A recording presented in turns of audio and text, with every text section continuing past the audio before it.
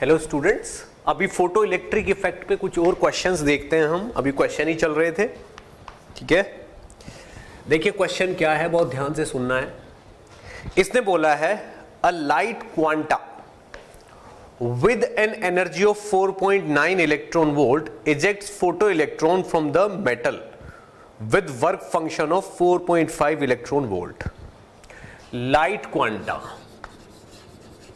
Light quanta मतलब photon of light, light photon, जिसकी energy कितनी है, जिसकी एनर्जी है 4.9 इलेक्ट्रॉन वोल्ट। ये किसी मेटल सरफेस पे गिरता है, ये कोई मेटल सरफेस है और ये इस पे गिरता है ऐसे आके। Eject photo electron from a metal with work function 4.5 electron volt. अब ये जो मेटल सरफेस है इसका वर्क फंक्शन है 4.5 इलेक्ट्रॉन वोल्ट, तो यहां पे ये एक इलेक्ट्रॉन निकालता है ऐसे, ठीक है ना। अब ये बोल रहा है find the maximum impulse transmitted to the surface of the metal when each electron flies out, ठीक है। देखिए काफी अच्छा क्वेश्चन है। इसने पूछा है कि जब ये फोटोन, ठीक है ना, ये फोटोन यहां गिर के इलेक्ट्रॉन निकलता है तो इस पूरे प्रोसेस में maximum impulse given to the plate और मेटल सरफेस, मेटल सरफेस को कितना इंपल्स मिला है। इंपल्स मतलब मोमेंटम। अब आप ये देखिए, जब ये आता है, ठीक है ना, जब ये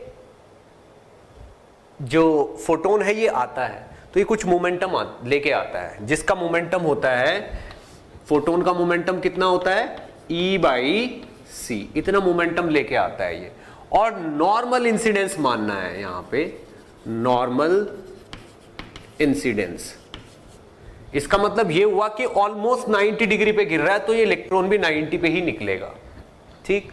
अब अगर इस फोटोन की एनर्जी इतनी है तो एनर्जी, अगर मैं फोटोन का मोमेंटम लिखूं, देखिए ये मोमेंटम है फोटोन का, E/c यानी कि 4.9 इंटू 10⁻16 -19 इंटू 1.6 इंटू 10⁻19 से मल्टीप्लाई करेंगे और 3 इंटू 10⁸ से डिवाइड करेंगे तो P आ गया। अब ये फोटोन इससे टकराता है और यहीं पे पूरा एब्जॉर्ब हो जाता है, यानी कि इतना मोमेंटम तो मेटल प्लेट को मिल ही गया है। अब यहां से जो इलेक्ट्रॉन ऐसे दौड़ता है, तो कोई भी इलेक्ट्रॉन जब यहां से निकल के ऐसे दौड़ेगा तो जब तक ये सरफेस के अंदर था तब तक इसका मोमेंटम 0 था। जब ये एकदम से v वेलोसिटी से चलता है ऊपर की तरफ तो इसका मोमेंटम m इंटू वी ऊपर की तरफ हो जाता है, तो इतना ही मोमेंटम ये प्लेट को भी देगा, क्योंकि नेट मोमेंटम 0 रहना है। अगर ये mv मोमेंटम लेके ऊपर कूदा है, देखिए अगर हमें ऊपर कूदना होता है हम सरफेस को नीचे दबाते हैं, ठीक है, तो हम ये इलेक्ट्रॉन जब ऐसे जंप करेगा तो मेटल सरफेस को नीचे उतने ही मोमेंटम से दबाएगा जितना मोमेंटम खुद को ये ऊपर देगा, तो ठीक इतना ही मोमेंटम इसको यहां से मिलेगा। तो mv मोमेंटम इस मेटल सरफेस को इलेक्ट्रॉन के जंप करने से मिलता है। तो नेट मोमेंटम जो सरफेस को मिलेगा वो होगा P1 प्लस P2। ये P2 है और ये P1 है। ये P1 किसकी वजह से, फोटोन के एब्जॉर्ब होने की वजह से, ये वाला मोमेंटम है, ठीक, जो कि नीचे की तरफ ही मिलता है। और दूसरा वाला P2 कौन सा है, ये वाला है, जो इसको दबा के ऊपर उठता है, ये यूं उठता है इलेक्ट्रॉन ऐसे, तो इसको दबा के तब ऊपर उठेगा, यानी कि इसको बैकवर्ड डायरेक्शन में जो पुश देता है वो पुश थोड़े से dt टाइम के लिए देता है, उससे मोमेंटम जनरेट होता है। तो दोनों के दोनों मोमेंटम डाउनवर्ड डायरेक्शन में है। दोनों को कैलकुलेट करना है और आंसर देना है मुझे यहाँ पे। चलिए इनकी कैलकुलेशन में लग जाते हैं। P1 तो ये है ही, P2 कैलकुलेट करते हैं। P2 is mass of electron into velocity of electron, यानी कि mv। अब मुझे इतना पता है, जो यहाँ पे मॉडर्न फिजिक्स का कॉन्सेप्ट है, इतनी एनर्जी ये लेके आया है, इतनी एनर्जी इसने खर्च कर दी है, तो इसकी काइनेटिक एनर्जी कितनी होगी? Kinetic energy of electron 4.9 minus 4.5 electron volt, यानी कि 0.4 इलेक्ट्रॉन वोल्ट, ये काइनेटिक एनर्जी है, जिसको आप 0.4 into 1.6 into 10 to the power minus 19 joule भी बोल सकते हो, यानी कि 4.8 into 6.4 into 10 to the power minus 19 joule, ये काइनेटिक एनर्जी हो गई, जिसको आप हाफ एम वी स्क्वायर भी लिख सकते हो। तो हाफ एम वी स्क्वायर, ठीक, is equal to kinetic energy. आप चाहो तो यहां पे एक m की दोनों तरफ मल्टीप्लाई कर दो। m की, देखो ये k है, k में मैंने m की मल्टीप्लाई कर दी, यहां स्क्वायर कर दिया, इस 2 को इधर ले जाओ, तो 2mk इज इक्वल टू हो जाता है m स्क्वायर वी स्क्वायर। तो mv की वैल्यू हो जाती है अंडर रूट ऑफ 2mk, यानी कि ये mv जो है मुझे डायरेक्टली मिल जाएगा, कैसे? अंडर रूट 2mk करके। अब मुझे पता है पार्टिकल की काइनेटिक एनर्जी तो इतनी है, तो मैं अगर अंडर रूट 2mk करूंगा तो ये mv की वैल्यू मिल जाएगी, यानी कि p2 मुझे डायरेक्टली मिल जाएगा under root mass of electron 2 into mass of electron into ये वाली काइनेटिक एनर्जी, यानी कि 6.4 into 10 to the power minus 19, ये P2 हो गया।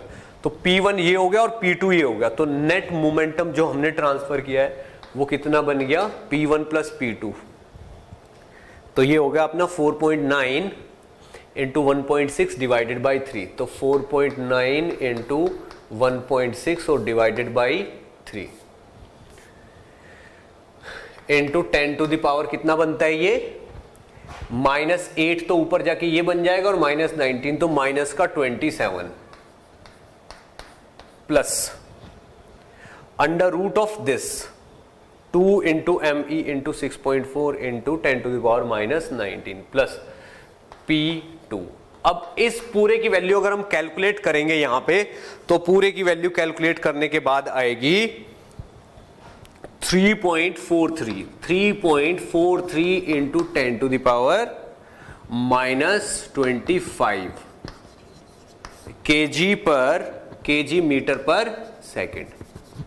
ये मोमेंटम की वैल्यू आएगी फाइनली जब हम इसको कैलकुलेट करेंगे तो, ठीक। ME की वैल्यू कितनी होती है? ME की वैल्यू होती है ME is equal to 9.1 into 10 to the power minus 27 kg, 10 to the power minus 31 kg।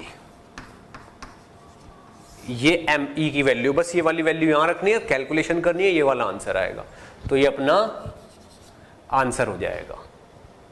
ठीक, अगर इसको समराइज किया जाए क्वेश्चन को, तो एक्चुअल में क्या है, उसने एक प्लेट लेके फोटोन के आने से इलेक्ट्रॉन के जाने तक इस प्लेट को कितना मोमेंटम नीचे मिलेगा ये पूछा है। तो दो पार्ट में मोमेंटम मिलना है, पहला मोमेंटम तो फोटोन के आने से ही मिल जाएगा, दूसरा मोमेंटम जब ये इलेक्ट्रॉन जंप करेगा तो इसको तब नीचे धकेलेगा, उससे मिल जाएगा। दोनों का सम अपना आंसर है। ट्रिक यहां पे ये यूज होती है, ये वाली, ये हमेशा याद रखना है हमें कि अगर कहीं पे kinetic energy is equal to half M V square दे रखा है और P is equal to M V दे रखा है, तो इस काइनेटिक एनर्जी को P की टर्म में कन्वर्ट किया जा सकता है। कैसे? इस 2 की इस तरफ मल्टीप्लाई कर दो, तो 2k is equal to M V square हो गया, एक m की और मल्टीप्लाई कर दो तो इधर m का स्क्वायर हो गया, इसका अंडर रूट ले दो तो इसका भी अंडर रूट ले लिया, ये P हो गया।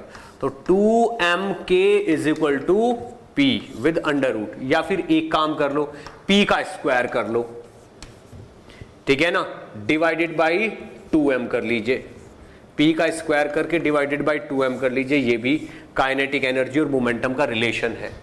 तो ये वाला रिलेशन भी कहीं कहीं पे आप यूज कर सकते हो, जहां पे आपको काइनेटिक एनर्जी को P में और P को काइनेटिक एनर्जी में कन्वर्ट करना पड़े, यहां वहां पे ये वाला रिलेशन आ जाएगा, ये वाला और ये वाला, ये दोनों रिलेशन आपको फॉरएवर याद रखने हैं। ठीक, एक क्वेश्चन और देखिए,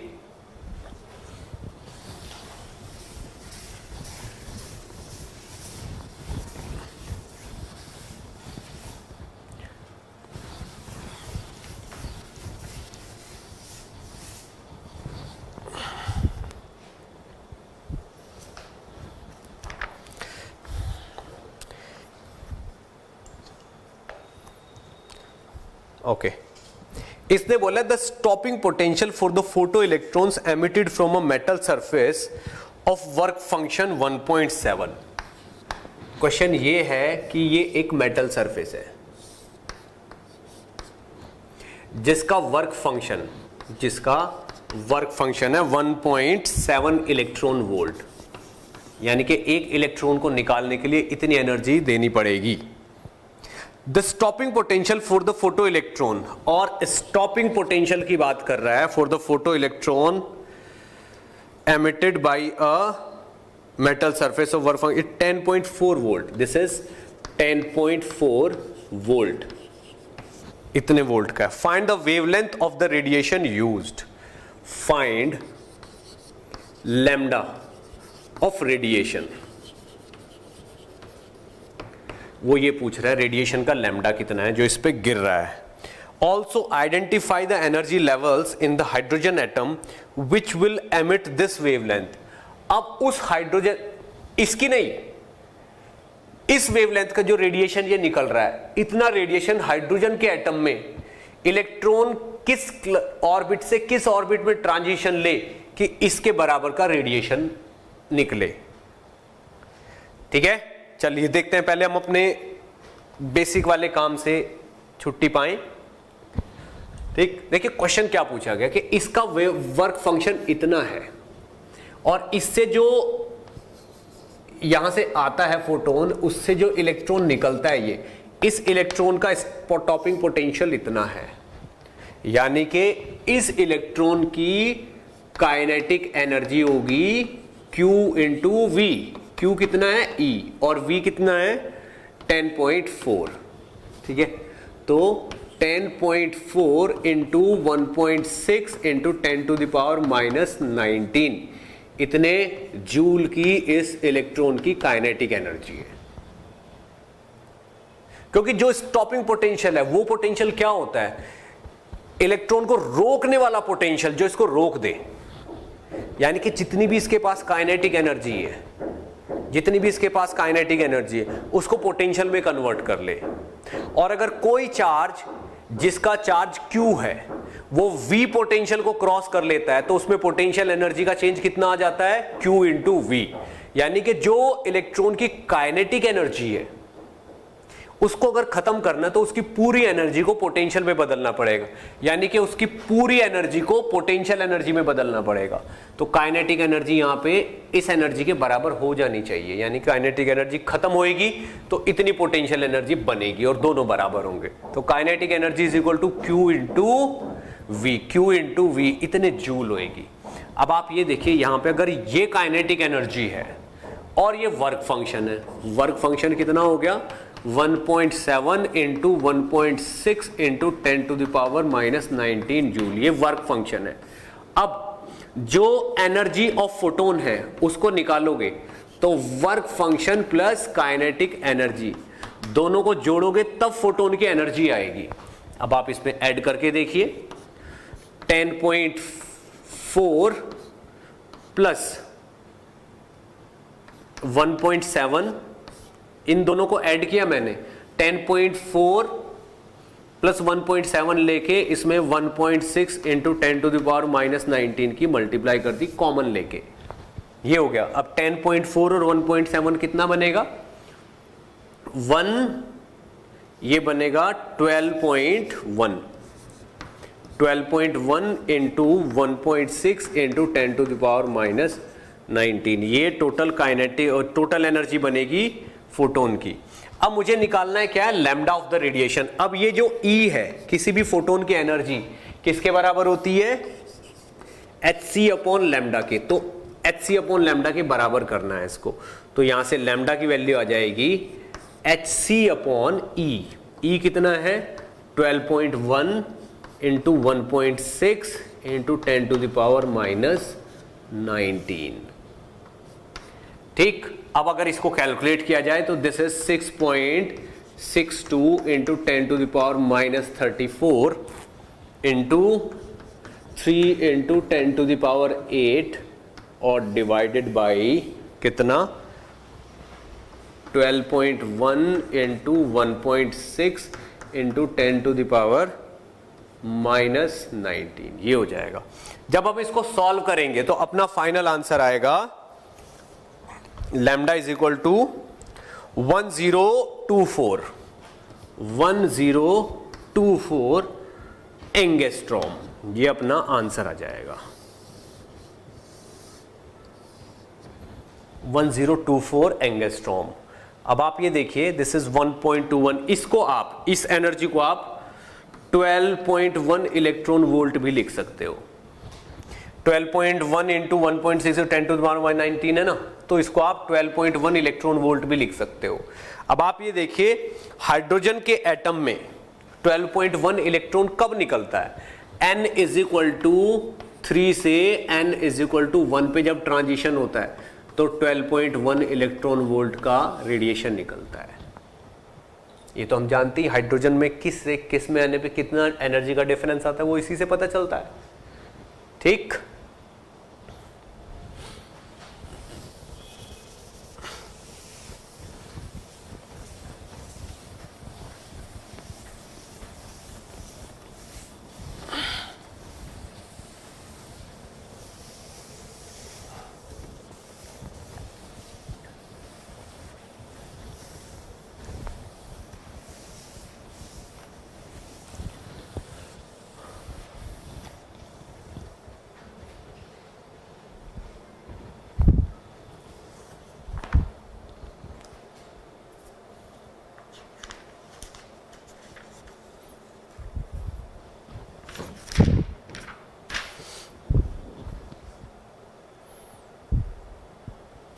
नोट करिए इसको, कुछ और क्वेश्चन करते हैं अभी।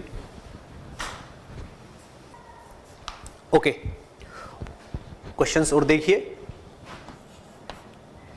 इसने बोला है a light of wavelength 1240 angstrom, एक 1240 एंगस्ट्रॉम वेवलेंथ की लाइट है, incident on a metal having threshold frequency of lambda naught दिया हुआ है 4.8 इंटू 10⁻14 हर्ज। इस बार वेवलेंथ नहीं दी है, फ्रीक्वेंसी दी है। What is the maximum kinetic energy of the photo electron? Find kinetic energy maximum of photo electrons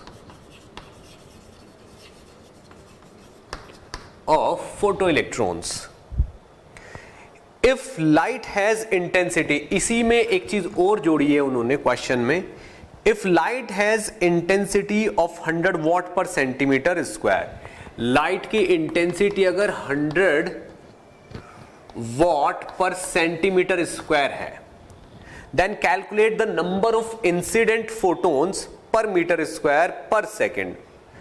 Then calculate the number of incident photons per meter square per second। Number of incident photons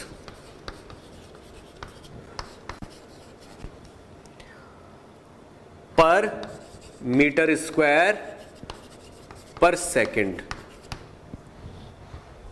ठीक है, चलिए इस question को हम solve करते हैं। इसने बोला है कि एक लाइट इतनी वेवलेंथ की मेटल सरफेस पे गिरती है जिसके थ्रेशोल्ड फ्रीक्वेंसी ये है, तो आप ये देखिए kinetic energy is equal to होती है H nu minus H nu nought, ये होता है।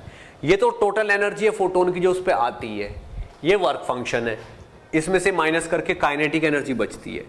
तो एच इंटू न्यू, न्यू तो ये वाला होगा, ये होता है सी बाई लैम्डा, तो सी अपॉन लैम्डा कितना है 1240 इंटू 10⁻⁻10। ये तो एच न्यू हो गया माइनस ये वाला H new, H into new nought, ये कितना है 4.8 इंटू 10⁻14, ये एच न्यू हो गया। तो this minus this is equal to kinetic energy. इसमें से आप चाहो, ठीक है, तो h को कॉमन ले सकते हो। ठीक, ये 3/1240 इंटू 3 इंटू 10⁸ होगा ना, ये तो 3 इंटू 10⁸ तो ये ऊपर जाके 10⁸18 बनेगा और नीचे 1240 और यहां से -4.8 इंटू 10⁻14 ये बनेगा। तो ये वैल्यू बनेगी h इंटू, इसको हम कैलकुलेट कर सकते हैं यहां पे,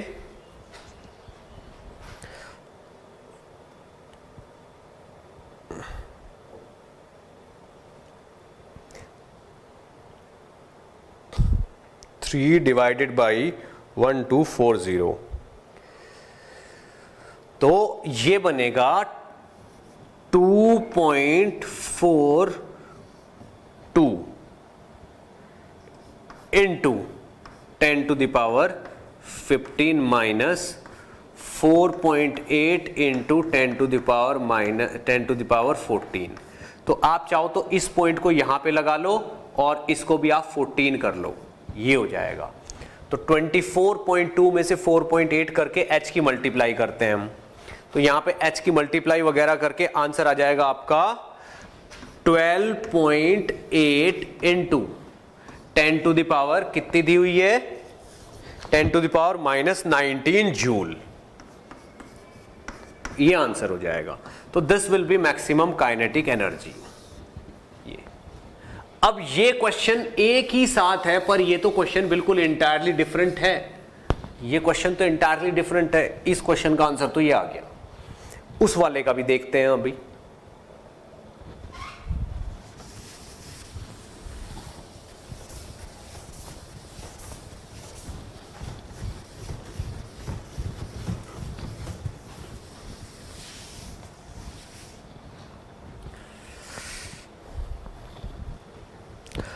ओके, इसने क्या पूछा है, अगर उस वाले क्वेश्चन को देखते हैं, अगर ये बोल रहा है कि इंटेंसिटी कितनी है 100 वॉट पर सेंटीमीटर स्क्वायर, ये है पर सेंटीमीटर स्क्वायर, तो इसका मतलब ये हुआ this is 100 joule per centimetre square. Centimetre square होता है 10⁻⁻4 मीटर स्क्वायर, तो this is 1 into 10⁻6 joule per metre square, ये इंटेंसिटी है।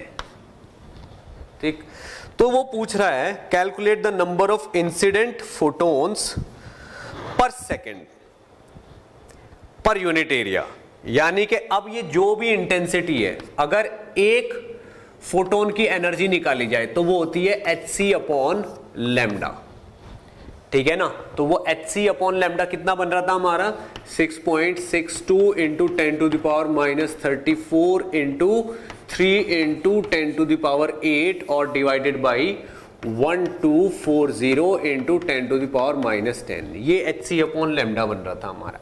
ये एक फोटोन की एनर्जी है, ठीक है। अब वॉट का मतलब क्या है, जूल पर मीटर स्क्वायर पर सेकंड, ये भी है पर सेकंड भी है ये। तो एक सेकंड में कितने फोटोन जाएंगे, जस्ट आई को आप इस EP से डिवाइड कर दो और नंबर ऑफ फोटोन्स आ जाएंगे। आई कितना है 1 इंटू 10⁻6, इसको डिवाइड करना है इससे, ये कितना हो जाएगा 6.62 इंटू 10⁻⁻34 इंटू 3 इंटू 10⁸ और ऊपर 1240 इंटू 10⁻⁻10, इतने नंबर बन जाएंगे, ठीक। और फाइनली ये बन जाएगा आपका 62.43 इंटू 10⁻22, ये इतने number of photons per unit area per unit time आ जाएंगे अगर हम कैलकुलेट करें तो। आप हम चाहे तो कैलकुलेट करके देख भी सकते हैं, ठीक है। कैलकुलेट करेंगे तो यही आ जाएगा, तो इतने number of photons per unit time पर यूनिट एरिया आएंगे, ठीक। कुछ और क्वेश्चन ट्राई करते हैं इसी पे बेस्ड।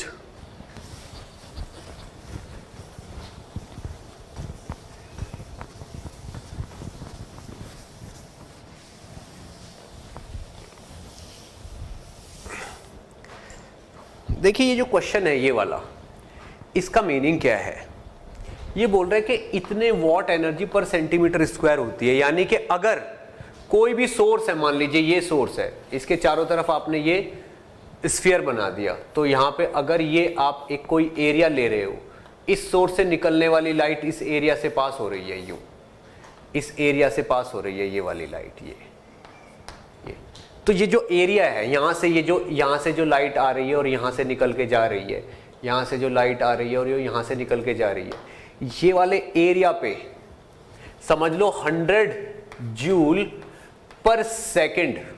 अगर ये 1 सेंटीमीटर स्क्वायर एरिया है तो 100 जूल पर सेकंड एनर्जी निकल रही है यहां से।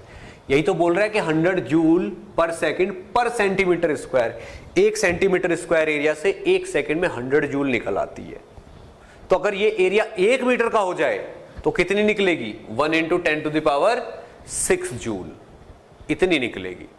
अब इतनी लाइट अगर एक एरिया से निकल रही है तो उसमें से कितने फोटोन निकल रहे हैं वो ये चाहता है 1 सेकंड में। अब 1 सेकंड में इतनी एनर्जी निकल रही है और एक फोटोन की बेचारे की एनर्जी इतनी है, तो टोटल कितने फोटोन होंगे? इस एनर्जी को इस एक फोटोन की एनर्जी से डिवाइड कर दीजिए, नंबर ऑफ फोटोन्स आ जाएंगे। वही हमने किया और ये अपना आंसर है। ठीक है, थोड़ा और आगे बढ़ते हैं।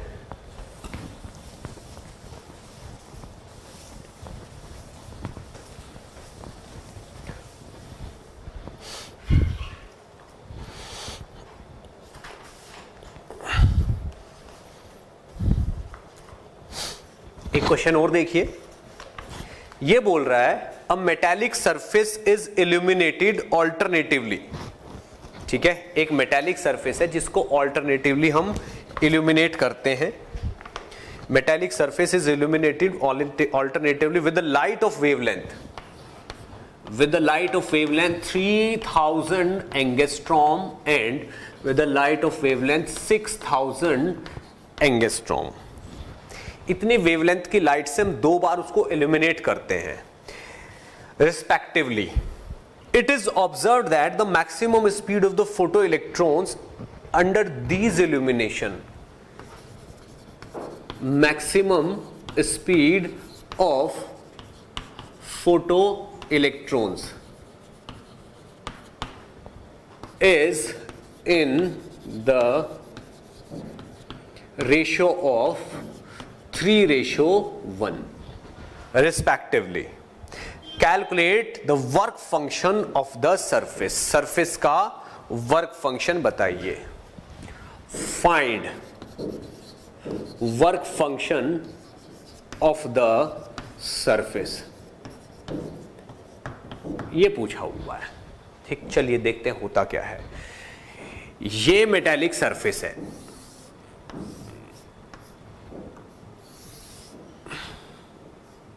ये यहां से एक टाइप का रेडिएशन आता है और फिर यहीं से दूसरे टाइप का रेडिएशन आता है। अब यहां से एक टाइप का इलेक्ट्रॉन निकल के चलता है, यहां से दूसरे टाइप का इलेक्ट्रॉन निकल के चलता है। इसकी वेलोसिटी, इसका लैम्डा कितना है? 3000 एंगस्ट्रॉम। इसका लैम्डा कितना है? 6000 एंगस्ट्रॉम। यहां से जो वेलोसिटी निकलती है that is v1 and that is v2। अब इस v1 और v2 में 3:1 का रेशो है, तो पूछा रखा है कि इसका वर्क फंक्शन कितना है। ठीक, चलिए पहले इसके लिए इक्वेशन लिखते हैं हम। इसके लिए अगर काइनेटिक एनर्जी की इक्वेशन लिखी जाए तो kinetic energy is equal to radiation यानी कि hc/λ1 और माइनस वर्क फंक्शन, ये होगा। इसके लिए लिखा जाएगा, इसके लिए क्या लिखा जाएगा? Same equation, kinetic energy of the second particle hc/λ2 minus work function. अगर इन दोनों को डिवाइड कर दिया जाए तो this is 12m into v1 का square divided by 12m into v2 का square is equal to hc/λ1 minus work function divided by hc/λ2 minus work function, ये हो जाएगा। अब हाफ और m से हाफ और m हटा दिया आपने, v1 बाई v2 का रेशियो हो गया 9/1। v1 का स्क्वायर बाई v2 का स्क्वायर 3, 9/1 हो गया, is equal to hc/λ1 minus work function divided by hc/λ2 minus work function. अब वर्क फंक्शन की कैलकुलेशन इधर से इधर कर लो, तो 9 इंटू, देखो वर्क फंक्शन तो प्लेट का सेम रहेगा, 9 into work function with minus sign plus 9 into H C upon lambda 2 is equal to H C upon lambda 2 minus work function. तो एक वर्क फंक्शन इधर आएगा, ये याद आएगा, तो इधर तो 8 टाइम्स ऑफ वर्क फंक्शन आएगा और इधर क्या आएगा 9 H C upon lambda 2 minus H C upon ये लैम्डा 1 है, नीचे 9, ये लैम्डा 2 है और ये वाला लैम्डा 1 है, तो 9 H C upon lambda 2 divided by lambda 1, ये कैलकुलेशन आएगी। अब हमको h की वैल्यू भी पता है, c की वैल्यू भी पता है, लैम्डा 2 और लैम्डा 1 भी पता है, this is lambda 2 and this is lambda 1, ये भी पता है। ठीक है, कैलकुलेट करेंगे तो इसकी कैलकुलेशन से यहां पे वर्क फंक्शन की वैल्यू कितनी बनेगी, वर्क फंक्शन की वैल्यू बनेगी 1.7 एच सी बाई 16 लैम्डा। हम चाहे तो इसको और भी सॉल्व कर सकते हैं लैम्डा के टर्म में। अगर मैं इसको लैम्डा मान लूं तो दिस इज 2 लैम्डा, तो लैम्डा 2 इज 2 लैम्डा और ये लैम्डा, दोनों को हम अगर यहां पे मतलब कॉमन ले तो नीचे 2 लैम्डा आ जाएगा, 2 लैम्डा आने से ठीक है यहां पे ये तो 2 लैम्डा हो जाएगा, ये लैम्डा हो जाएगा, तो ये 7 एच सी बाई 2 लैम्डा आ जाएगा, तो this will be 7 H C by 2 lambda is equal to 8 into work function. तो यहां से जो कैलकुलेशन बनेगी वो वर्क फंक्शन आएगा आपका 7 H C upon 16 lambda, this is lambda. अब इसको अगर हम सॉल्व करेंगे ठीक है तो अपना कितना आ जाएगा,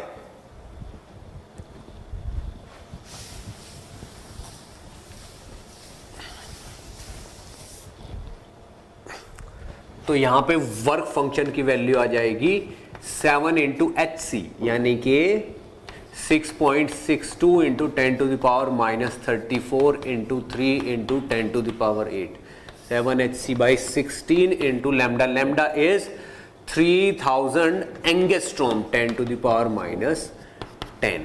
तो ये कितना बन रहा है 7 इंटू 6.62 इंटू 3 डिवाइडेड बाई 16।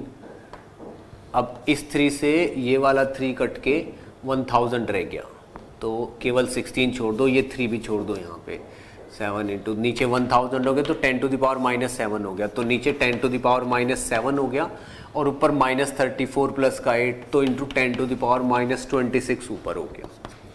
इसको अगर कैलकुलेट किया जाए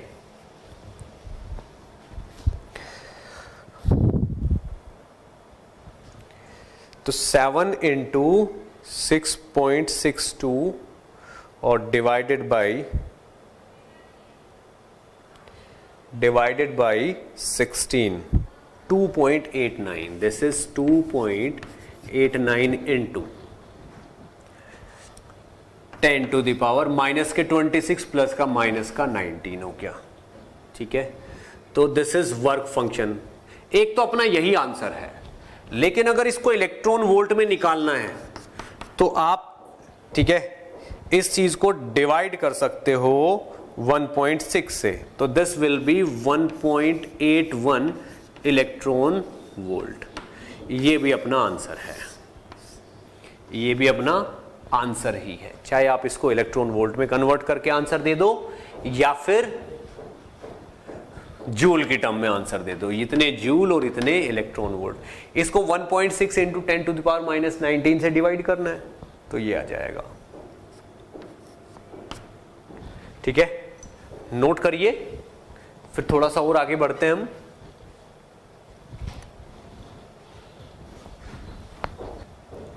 ओके,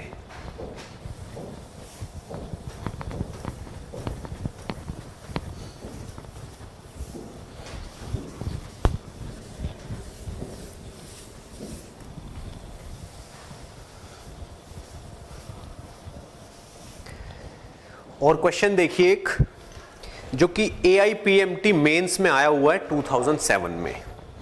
तो ये अपना AIPMT का क्वेश्चन है 2007 का। ठीक, देखिएगा क्या बोला हुआ है क्वेश्चन में।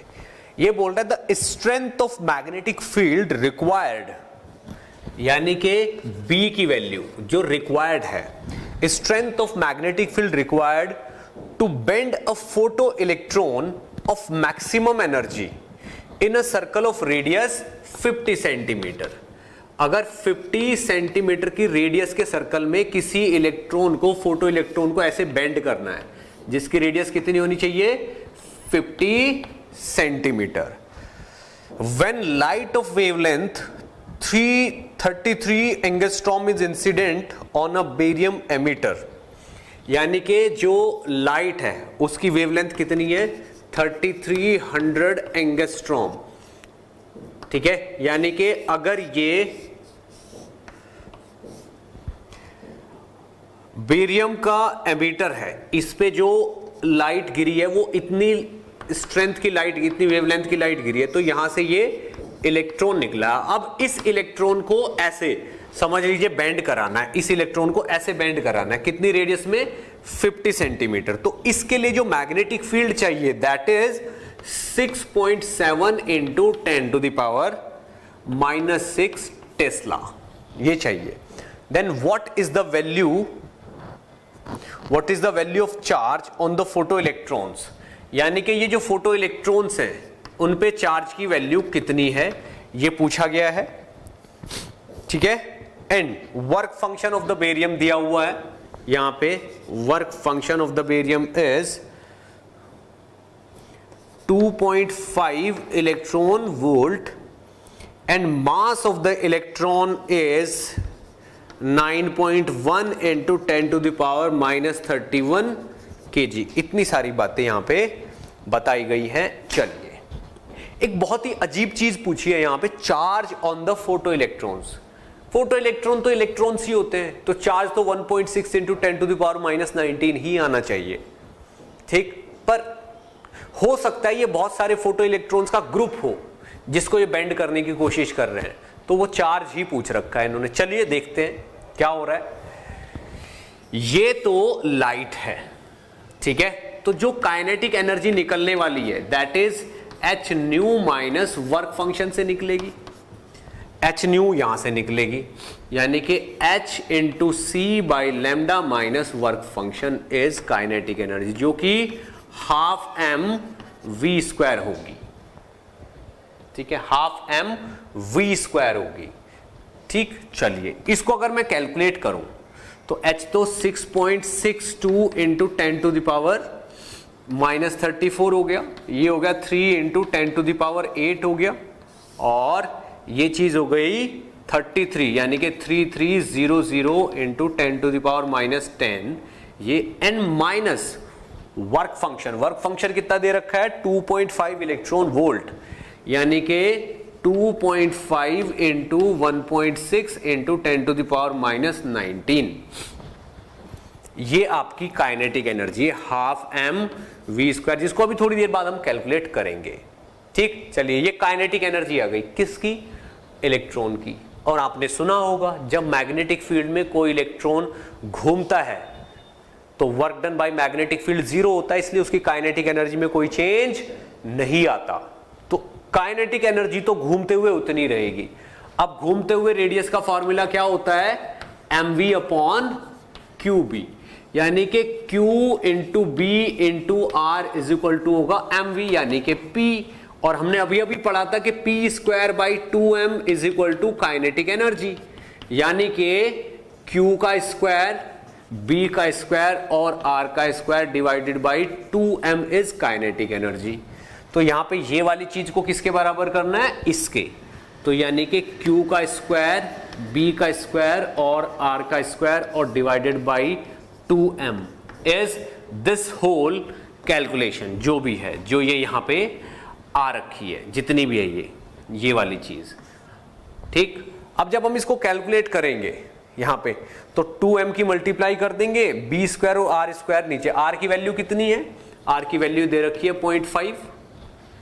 ठीक है, तो अगर ये वाली चीज कैलकुलेट करने के बाद, देखिए कैलकुलेशन बहुत ज्यादा बड़ी है, इसको कैलकुलेट करने के बाद यहां पे मुझे क्या चाहिए, मुझे तो Q चाहिए, Q अपना टारगेट है, तो यहां पे Q का square is equal to 2m by B square R square into ये पूरा ब्रैकेट में जो भी कैलकुलेशन के बाद आता है। अगर इसको कैलकुलेशन के बाद की बात देखें यहां पे तो 6.62 इंटू 3/33, 3 से ये चीज कट के 1100 आ जाती है। अब 11 से ये वाली चीज कट करके अप्रोक्सीमेटली 1.1 कर ये 6 आ जाती है, लेकिन यहां पे 3 जीरो बचेंगे, उससे ये वाली वैल्यू 10⁻⁻7 रह जाती है। तो ये वाली चीज बचेगी 6 इंटू 10⁻, माइनस की 7 ऊपर जाके 15 हो गया तो 34 माइनस 19 बचा, और माइनस ये 2.5 इंटू 6 यानी कि 4 इंटू 10⁻⁻19 बचा।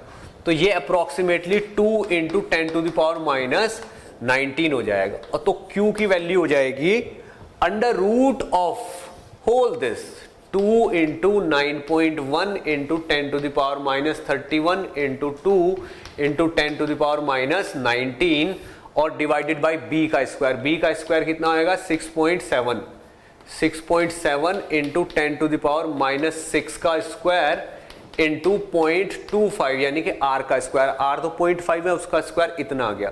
तो Q की वैल्यू यहां से अप्रोक्सीमेटली 1.7 इंटू 10⁻19 कूलाम के आसपास निकल आएगी। 1.78 इंटू 10⁻19 ये वहां पे आंसर था।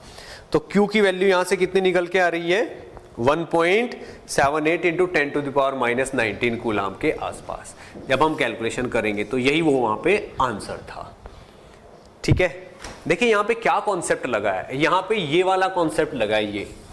ये क्या है, ये क्या चीज है, ये वो है ना किसी भी यूनिफॉर्म मैग्नेटिक फील्ड में, यानी कि अगर ऐसे यूनिफॉर्म मैग्नेटिक फील्ड है यूं ऐसे अंदर की तरफ, और यहां से किसी चार्ज को हम ऐसे थ्रो करते हैं। देखिए मैग्नेटिक फील्ड अंदर की तरफ है, चार्ज की वेलोसिटी ऐसे है, फोर्स लगेगा ऊपर, लेकिन ये तो इलेक्ट्रॉन है इसलिए अगर ऊपर आ रहा है तो फोर्स लगेगा नीचे। तो ये चीज ऐसे घूम के वापस से यहीं पे आ जाती है ये, और ये सेंटर बन जाता है यहाँ पे। अब ये वाली जो रेडियस होती है, जिस रेडियस में ये इलेक्ट्रॉन घूम फिर के वापस यहीं आता है, ठीक है ना, इस रेडियस का फॉर्मूला क्या होता है R is equal to mv/qb। Constant speed से घूमता रहता है motion of a charge particle in uniform magnetic field, वो वाले टॉपिक से इस R की वैल्यू निकल के आती है यहां पे। ठीक है, अब तो यहां से ये जो mv है इससे मोमेंटम पता चलेगा, इतना है। अब मोमेंटम का स्क्वायर बाई 2m ये काइनेटिक एनर्जी होती है, और काइनेटिक एनर्जी ऐसे मैग्नेटिक फील्ड में घूमते हुए चेंज नहीं होती। अब वहां की काइनेटिक एनर्जी इलेक्ट्रॉन की काइनेटिक एनर्जी है, और यहां से भी इलेक्ट्रॉन की काइनेटिक एनर्जी मिल रही है, तो दोनों वैल्यूज एकदम बराबर होंगी। दोनों को मैंने इक्वेट कर दिया और वहां से Q निकाल लिया। वैसे इलेक्ट्रॉन का चार्ज 1.6 इंटू 10⁻⁻19 के अलावा कुछ और नहीं आना चाहिए, पर इस कैलकुलेशन के हिसाब से ये आ रहा है। AIPMT का क्वेश्चन है, कुछ भी क्वेश्चन पूछा जा सकता है। और क्वेश्चन देखिए एक,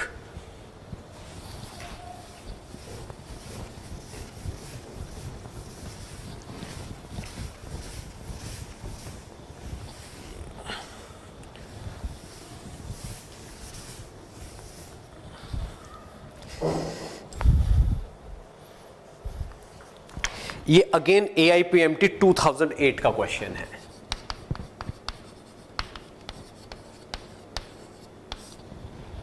इसमें इसने बोला है the graph between stopping potential and frequency of the incident radiation is shown in this figure. अब उसने एक ग्राफ शो किया है, ये वाला ऐसे V0, this is stopping potential in volt, और यहां पे उसने फ्रीक्वेंसी बताई है।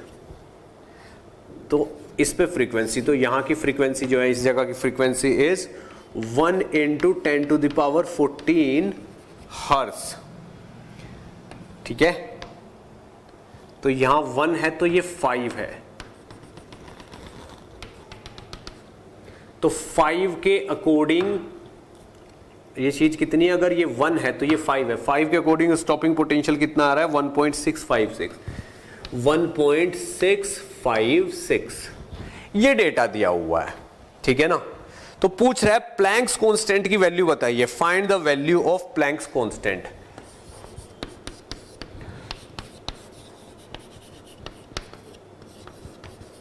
प्लैंक्स कांस्टेंट की वैल्यू बतानी है एंड वर्क फंक्शन। दूसरा क्या बताना है, वर्क फंक्शन कितना है सिस्टम का। चलिए इसको हम अभी क्वेश्चन को देखते हैं, क्या दिया है, क्या हम कर सकते हैं। देखिए ये वो फ्रीक्वेंसी होती है जहां पे स्टॉपिंग पोटेंशियल मिलता है, यानी कि ये थ्रेशोल्ड फ्रीक्वेंसी है, this is threshold frequency, threshold frequency, ठीक है ना। थ्रेशोल्ड फ्रीक्वेंसी की वैल्यू कितनी आएगी 1 × 10⁻14 हर्ज, 1 × 10⁻14 हर्ज, ये थ्रेशोल्ड फ्रीक्वेंसी है।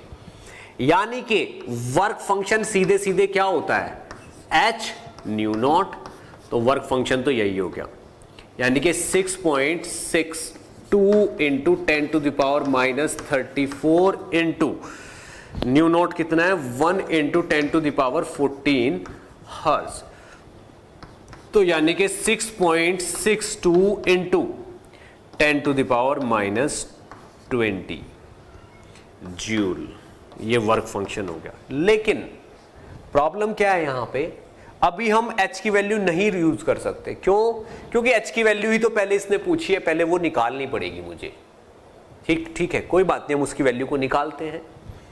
अब वो कह रहा है कि स्टॉपिंग पोटेंशियल इज दिस, यानी कि Vs = 1.656 इतने वोल्ट है, तो काइनेटिक एनर्जी कितनी होती है, मैक्सिमम काइनेटिक एनर्जी कितनी होती है E × Vs, यानी कि 1.656 × 1.6 × 10⁻19 जूल, ये काइनेटिक एनर्जी है। और किसी की भी काइनेटिक एनर्जी क्या होती है, इंसिडेंट जो फोटोन है उसकी एनर्जी माइनस वर्क फंक्शन, ये एक, तो यहां से इस जगह से h की वैल्यू क्या आ जाएगी, काइनेटिक एनर्जी और divided by new minus new nought, ये आ गया न्यू माइनस न्यू नॉट। अब आप इसकी बात कर रहे हो, न्यू की वैल्यू कितनी है जिस पे इतनी है, तो न्यू = 5, देखो ये तो 1 × 10⁻4 है, ये कितना है 5 × 10⁻14, तो यहां पे, ठीक है, तो यहां पे अगर आगे कैलकुलेशन को बढ़ाया जाए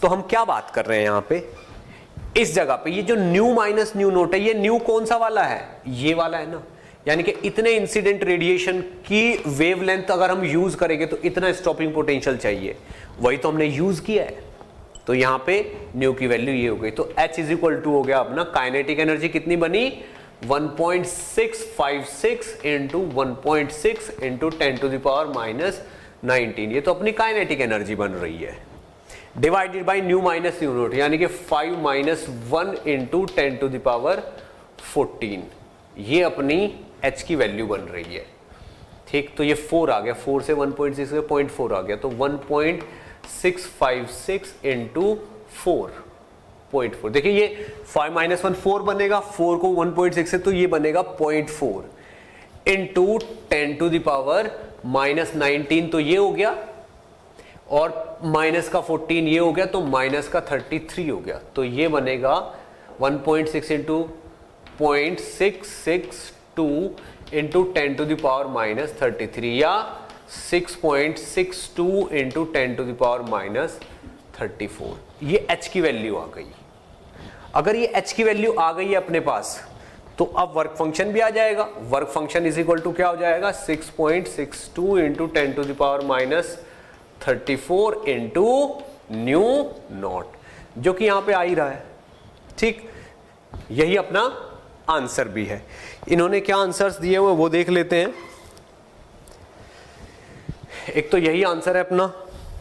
दूसरा वर्क फंक्शन में सीधे सीधे इन्होंने इलेक्ट्रॉन वोल्ट में निकाला है वर्क फंक्शन, तो work function is equal to 6.62 into 10 to the power -20 और divided by 1.6 into 10 to the power -19। तो अप्रोक्सीमेटली ये कितना हो गया, -20 है ना, ये -1, तो 0.414 electron volt. This is work function. ये आंसर हो गया, ठीक है, नोट करिए इसको।